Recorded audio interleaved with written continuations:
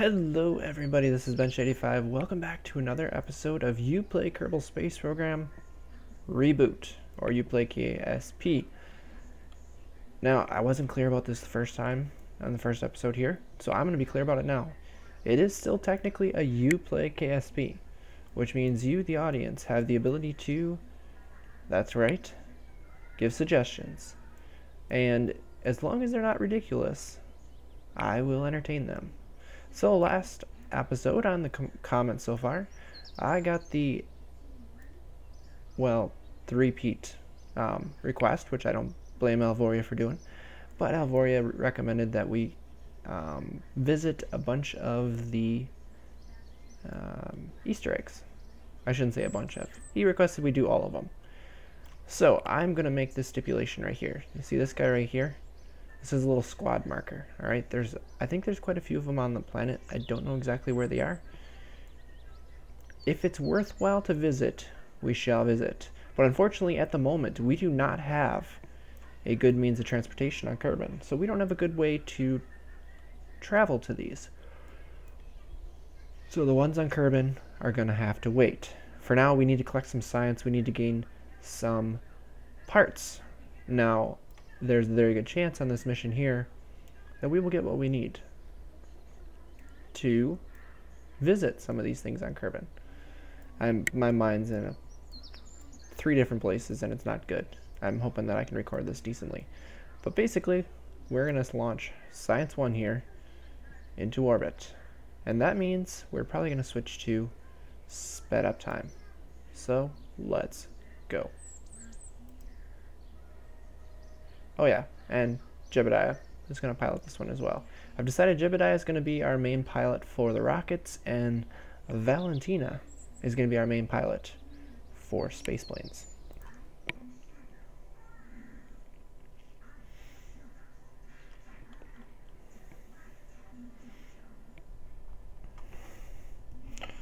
Waiting for it to load, and 3, 2, 1. Launch.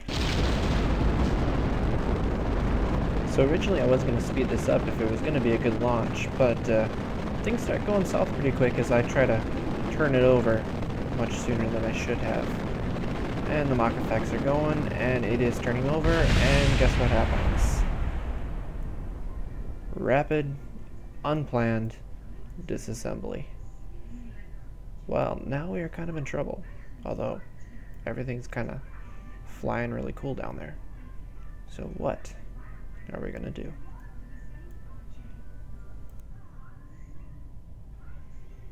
Well, that was gonna be a sped up one, and I'll still voice over it a little bit, but that did not function so well, and we have basically bombed the entire space center. Look at the things flying.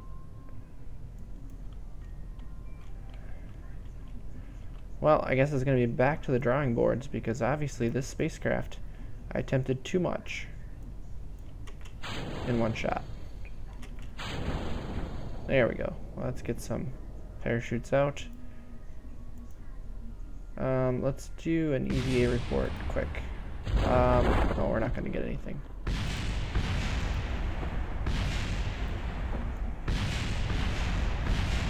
Yes, we are literally bombing the Space Center. Hopefully things don't blow up. Oh, that doesn't look good.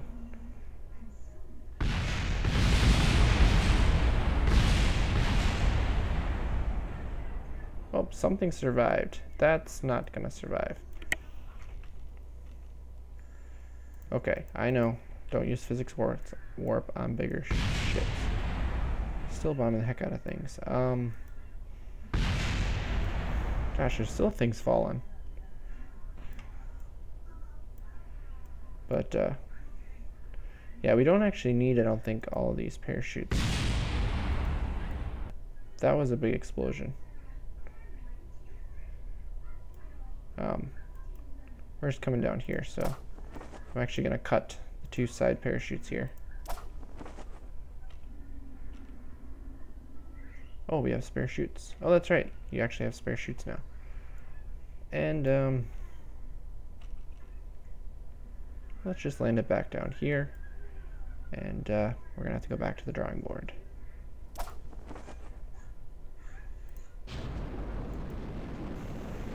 So here we go on our next launch. You can see I made the rocket shorter, changed up how the staging worked here. So we drop booster there, one set of boosters, then we got a second set of boosters here that are going to drop both solid rockets. Also waited much longer before I decided to drop things. I also put the little bit bigger winglets on there. Those are not movable ones, so I can't actually control it with it. Basically, we burn up so that we got ourselves an apoapsis height over 70,000, so we're going to make it into space. And the unfortunate part is doing over commentary here. I can't actually read the numbers, so I got to do it almost by memory, or just watch the clips before I do it. But obviously I didn't do that, so we're going to do some science here. I decided to put all the science into those bays, which actually worked out really well. Taking some goose samples, some temperature samples, some pressure samples. Should be able to do 2 goose samples per location and 1 temperature and 1 pressure and temperature sample each in each location. I'm nearing my apoapsis here, so I'm just kind of lining up on my velocity vector so we can get a little more of a burn here. But I thought maybe I'd go a little higher. Not gonna work out, obviously, but at least we'll burn out the fuel. We'll see. I think I can get somewhere around just under 90, or is it about 83,000? Was it 83,000 for an apoapsis height, which isn't a whole lot. We detach our bottom stage, and we just got our science stage now. Man, Kerbin looks beautiful. I love that blue glow that they definitely put on there. So we're doing our second sets here from space. Actually, I guess previously it was not in space, it was in the atmosphere. So now we're getting the space-related one. You can see that the data actually only goes part way. The second one we'll get it the rest of the way. And if we transmit it, we only get about 42% of our information back. So pressure scan. It's reading 0. Of course it is. We're, I don't know, ways up.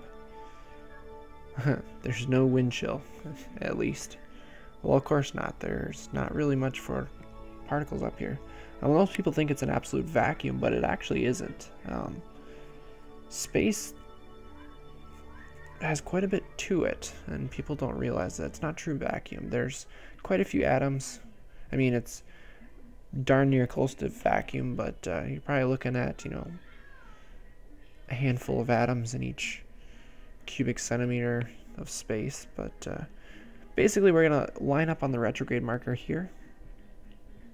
We should probably close those doors up for re-entry, at least in my opinion. We're going to do our second goo canister in atmosphere. And the goo seems to be going into the bottom of the container. Of course, because it's getting pushed into a corner of it from G-forces that are going to start piling up here. So yeah, let's close up those doors and let's go into re-entry here. There's our shock effects.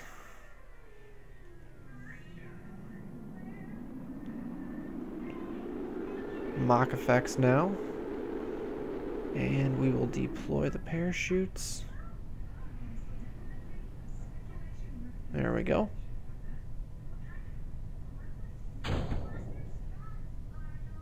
And I'm still testing this sped up stuff, so if the sound is a little bit off, and a little bit like robotic sounding, I'm just playing around with things, trying to get things set right. Sometimes it shows up that way, sometimes it doesn't. We'll have to see how it renders out.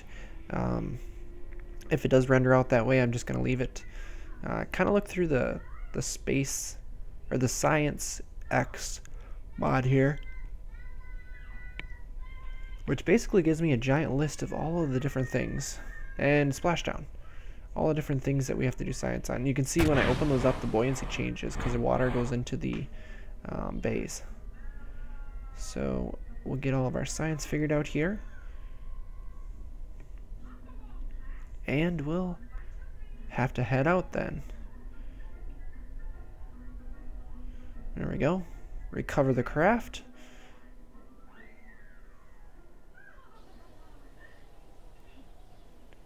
And we got ourselves a decent amount of science, just below 100 science there. Pretty good for a mission, especially being suborbital. And Jebediah does not get any experience because, well, it was suborbital. All of his flights have been suborbital. We need him to be able to go into orbit in order to get experience of some sort. So looking at the tech tree here, we have a little bit bigger fuel tank, which would be nice. This node has an even bigger fuel tank, which would be nice. And then, of course, the 909, which is a great upper stage engine. The electrics down here give us the Science Junior, as well as batteries and a high gain antenna. Oh, that's for communication. No big deal. And of course a probe. Batteries are the big thing. When do we get the solar panels? Oh, we have to get the next node here, along with a bunch of lights. Yeah, bigger battery, another probe, and our solar panels.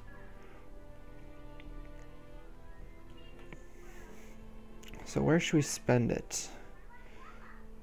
We'd like to get... There's so many things I'd like to get.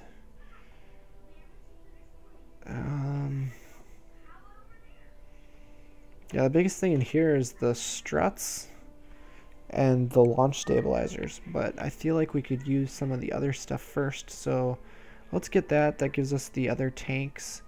Let's get that one because it gives us an upper stage engine. And then let's get the electrics so that we can get batteries and the Science Junior, which allows us to get more science. And more science means more nodes. And then next we'll probably have to go up into these bigger stuff here. We get the Skipper and the Poodle, which are both 2.5 meter rocket parts, which are the next stage up. This one's got little baby engines for probes. This one's got 2.5 meter tanks, fuel lines. Fuel lines would be nice, and also the 1.25 biggest tank. And then down here we get crew cabin, a bunch of containers. That one we get a bunch of adapters and really small stuff, and then the electrics, obviously we get solar panels. So we might as well warp ahead. By the way, the reconditioning there, you see how it says 2 days? When we decided to bombard the launch pad, it was like 8 days for reconditioning. So that's how they pay or make us pay for bombing the launch pad with extra parts. They make us pay in reconditioning time, which makes sense. I wonder if that applies to all of them. Oh shoot, we never got airplane parts, so we can't really go to any Easter eggs today. Yeah, we're gonna need some more science, so let's warp ahead. Let's complete these nodes, and later on down the road here, right now I'm just trying to get parts, basically, so that we can start doing stuff. Down the road here, we'll actually let those things go in the background, and we'll just continue missions, because we'll have Kerbals all over the place, and we can't just warp ahead. We're gonna have life support to take care of. We're gonna have other missions that are going on. Basically, these first couple episodes are going to be kind of grindy like this, one thing at a time. I get enough science that I can start launching probes to other things through the transfer windows that are showing up in the alarm clock up there. We'll be able to do multiple missions and start multitasking really well. I'm looking forward to when we get to that point. Basically, unlike our other KSP series, I need to bear through it, and I'm doing okay. I like this version. I like just unlocking science. I'm totally cool with this version, and just get through this part, and then we're gonna start really having fun. So all the tech nodes are now unlocked. We have gone forward enough. Our transfer windows are coming up pretty fast, but I don't think we're gonna have anything capable of going to any of these planets. But who knows? Maybe I'll look into our Delta V budgets and see if we can come up with some sort of crazy rocket that might pull it off. Let's shrink that down to compact and let's look. So we've got the Reliant, we've got we got a little, I don't know, attached one. We got, there's the 909. There we go. That's what we need. We got the bigger fuel tanks, which is about 3 of the small tanks, which is really nice. Nothing in there, nothing structural, nothing in the decouplers. Service bay we've always had. Nothing in there. Landing legs, same. We got, I think, an extra radiator panel, which I'm not sure. We got batteries, which is huge. And we got a storage experiment set. Oh, the Kerbals can have that. Oh, we can pack those into there, and the Kerbals can carry science packs around. That could be really cool on Minimus. And then of course we have the Science Junior. And then nothing really in utility. That's the same. Life support, I think we added a little bit. That's about it. So, and the probe. So I think we need to build an orbit capable rocket. Let's send it up into orbit and let's get a little bit more science so that we can unlock those airplane parts for the next episode. So we built ourselves a bigger rocket and launch this one to orbit. Now, this one is definitely going to make it to orbit. It helps we got the bigger tanks. We've got the staging all set up. I got all 4 boosters going. And now we start trying to do our gravity turn. I actually found it was fighting me quite a bit. So I decided to go for a much steeper ascent and basically slow down the engine here until I got up into the thicker part of the atmosphere where I could turn it over like this. And then burn. Get a nice solid apoapsis. And we've got a lot of Delta V in here. A lot of Delta V. So we launched that part. We're now in space. So let's do a little bit of science. And decided to reset that and do that because I decided, looking at the amount of Delta V I had, I might as well take it all the way to orbit. Or I mean high, I should say, not to orbit. We're out taking it to orbit regardless. All the way to a high orbit. So I'm going to burn now, get a nice periapsis, keeping it just below the top of the atmosphere. We're going to spin around. I want to double check the experiments here quick, but we've already done all those. So we skip around to the periapsis, where we're going to be most efficient, and we are going to burn. And we're going to raise our apoapsis way up. I don't know the exact break point, but I figured 1,000 kilometers would be a good starting point. So, time for us to cruise up to our apoapsis, and that's where, well, things go bad. I make a mistake, and this is the beauty of Kerbal Space Program. When you make mistakes, well, sometimes the missions can get very fun. Just like this.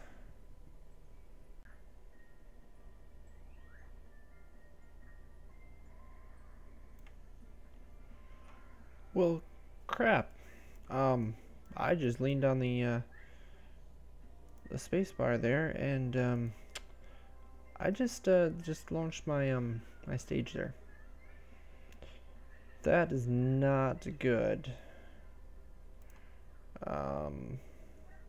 Oh, apparently you can do an atmospheric pressure scan while high over.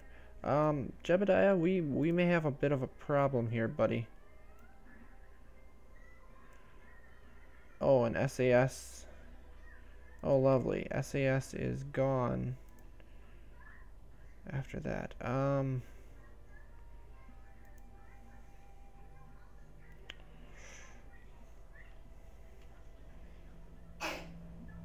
Okay. So we were facing retrograde. So right now we're facing prograde. So we need to wait until we're facing retrograde again.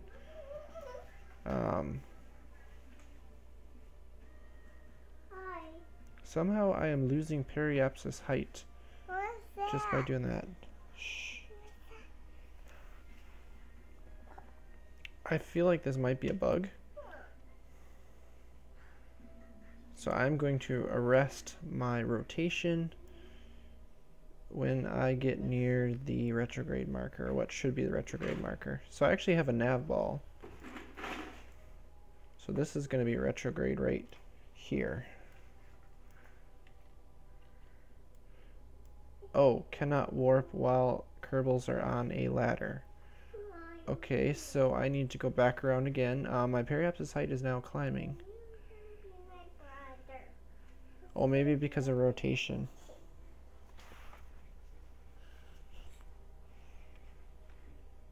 So it's probably going to go back down again. Yeah, because I'm rotating. Go watch. Go watch.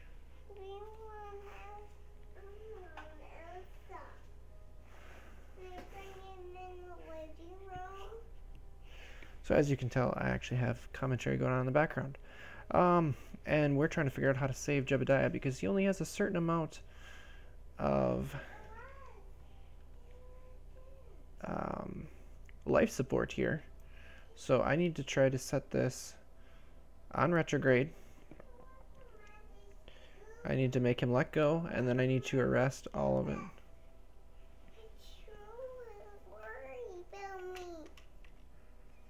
There we go. Okay. Oh, God.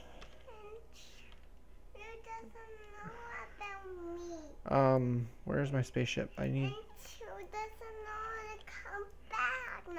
Okay, so I need to remember how to control this.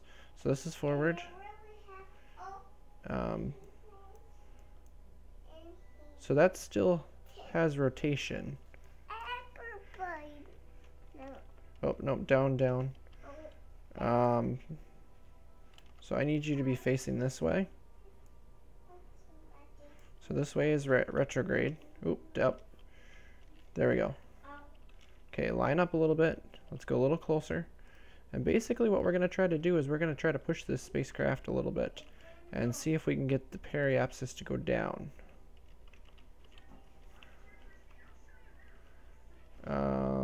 Nope, nope. Let's wait until this comes around. And then let's run into the heat shield. Okay, I feel like... no, no, no. Okay. That did not work.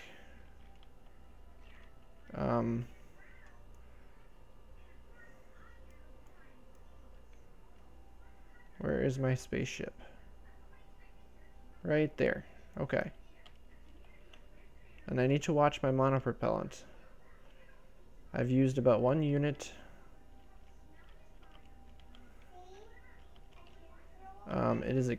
It is spinning faster yet. I need to arrest that spin. Oh.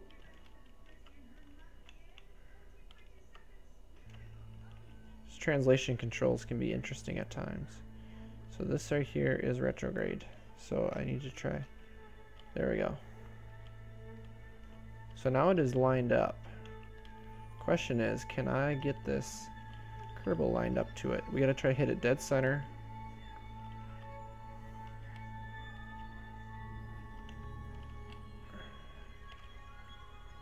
Like this, and just push.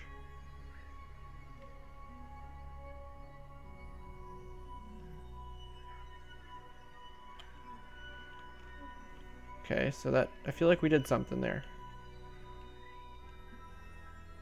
So it's just going to basically be a lot of this. And I have to watch that monopropellant. Because what I have is very limited.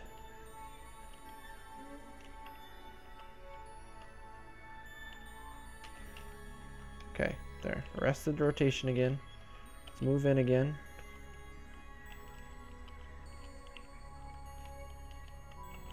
Oh, oh, oh, oh, oh, oh, oh, oh, oh. Do not run into it. A little higher. Probably should be using fine controls, but...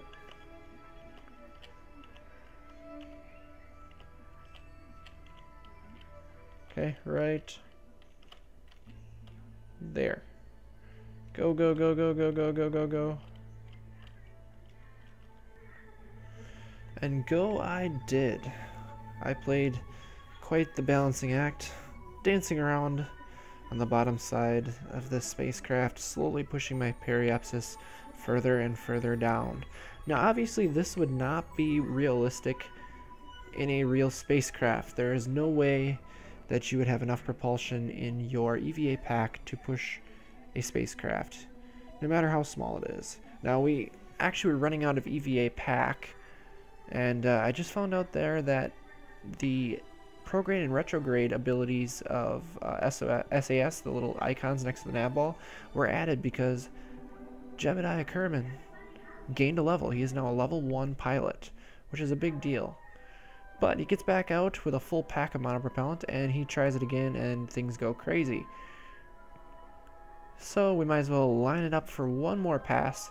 Let's use up this pack, and hopefully we will drop the periapsis enough that we can actually return, because in reality I could have just dropped it a little bit under normal circumstances in the game, but well, I wouldn't have had to worry about life support, and he's only got 1 day of life support, so if we skip out of the atmosphere and go back around, he may run out of life support. But I am happy with a little bit under 50,000 meters. I think it's right around 44 or something like that. And we're going to see what happens now when we go into re-entry. So, as I was saying, pushing a capsule like that, definitely not something you could do in real life. And actually it used to be a whole lot easier in earlier versions of Kerbal Space Program, because, well, the SAS would stay locked in as you would do stuff. I noticed there that the materials bay was overheating, so I closed the doors and it seemed to fix it. And the ablative material on the heat shield is going down. We are coming in hot. Now apparently the SAS turns off if you don't have a probe core on when you get out, which is the way it should be. But it's still possible to do that maneuver, just a whole lot harder. Now our apoapsis is falling, but unfortunately we passed periapsis, so we're actually going back up. We are skipping up and out of the atmosphere.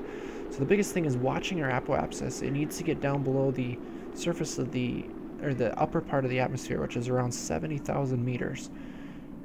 And once it gets up there, then we know that we are definitely safe. So as you can see, we're coming up, and basically we're watching our vertical speed on Flight Engineer over there. And you can see now we've reached the top and we are starting to go down. Speed is a negative. The heating effects come back. Now the ablative material is not going to decay quite as much because we're not going quite as fast. Now I think it was originally at 0.18. It's now at, I think, tops out at about 0.09. About half of the material off. But we are coming in fast. We can't even see the Mach effects because, well, it is dark. So we're trying to do some science here before we land and realize pretty quick, hey, we need to pop those parachutes or we are going to hit the ground hard. So we're coming down on the grasslands, a new biome that we have not touched. You can tell I had 4x physics warp going there. So 4x physics warp times 4x editing speed, so we're actually going like 16x speed, but it's going to allow me to basically get these missions through quickly, allowing you guys to see everything and not being absolutely bored with it. Important stuff we will definitely not speed up like this. Very stressful, but we got 171 science to spend, and we got 1 experience gain, so he advances to level 1.